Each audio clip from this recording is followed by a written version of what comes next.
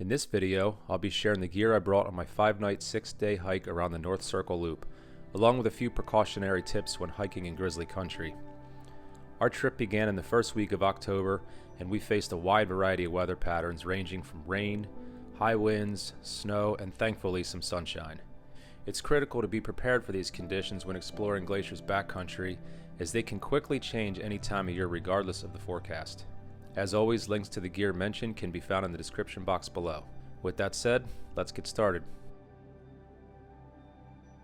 For this trip, I used my Z-Packs Arc Haul. It's a 62-liter pack, and inside I used the Nylaflume liner to help minimize any moisture. I also used the pack cover. Admittedly, my OCD got the best of me as it's probably a bit overkill, but hiking in the Pacific Northwest during shoulder season, I decided to take the extra precautionary steps. But my gear did stay nice and dry.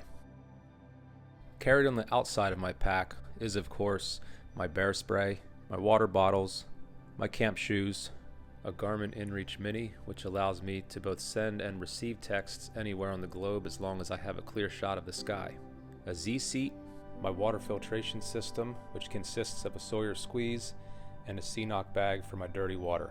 I like the CNOC bag because it has a nice wide mouth and allows me to get water even in shallow sources. And finally, a shell because of the rapid changes in weather.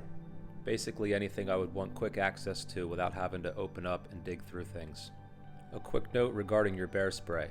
If you put your pack down, be sure to pull your bear spray out and keep it in your pocket or on your hip belt or somewhere on you at all times. You don't want to get caught slipping in grizzly country. Complacency can be a killer.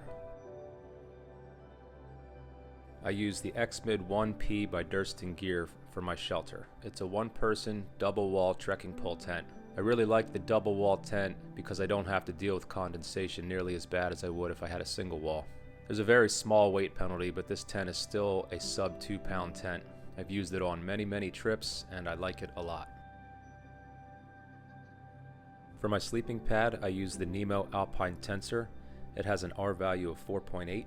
A luxury item that I refuse to go without is my Nemo Philo pillow. A good night's sleep in the backcountry is really important to me, and in order to do that, I need to be nice and comfortable.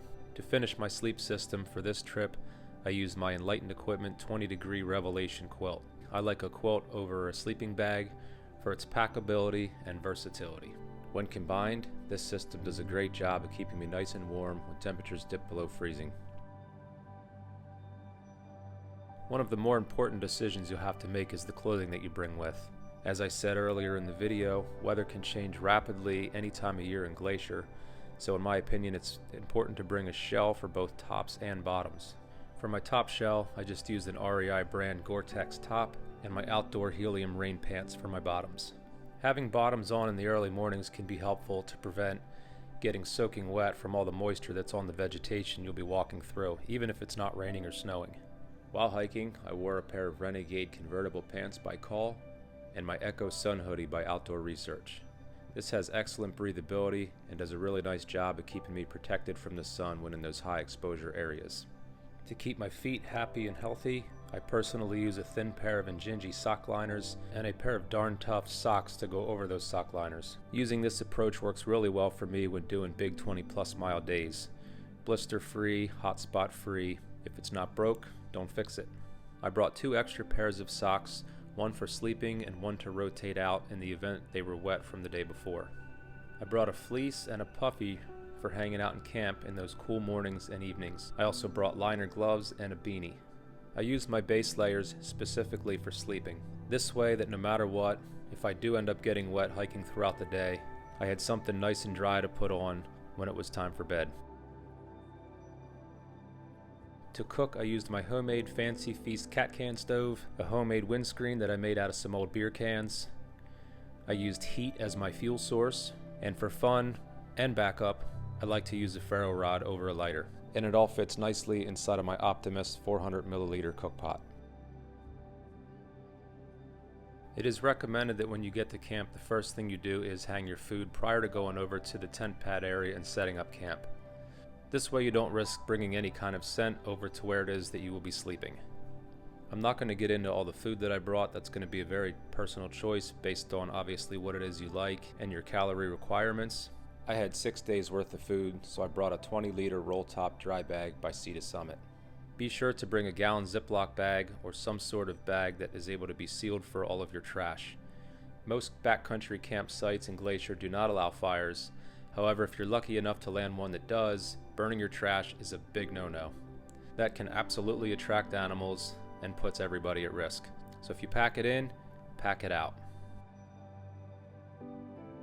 For a little bit of general hygiene, I bring dude wipes, and I got these cool little TP discs. When you add a couple drops of water, they expand and open up into a big durable paper towel.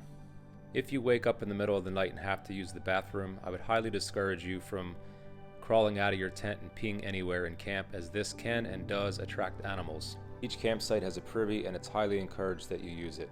You don't want to run the risk of attracting any curious animals in camp in the middle of the night while you're sleeping. If it makes you feel better, use the buddy system. Walking through those woods in the middle of the night in grizzly country can be a little spooky.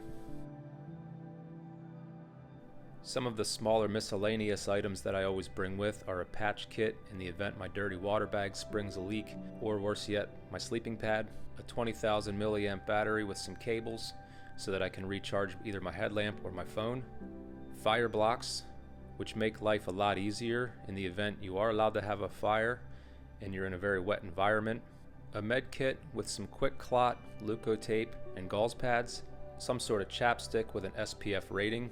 For my headlamp, I use the NU25. It's nice and lightweight, has a multitude of features including a nice red light.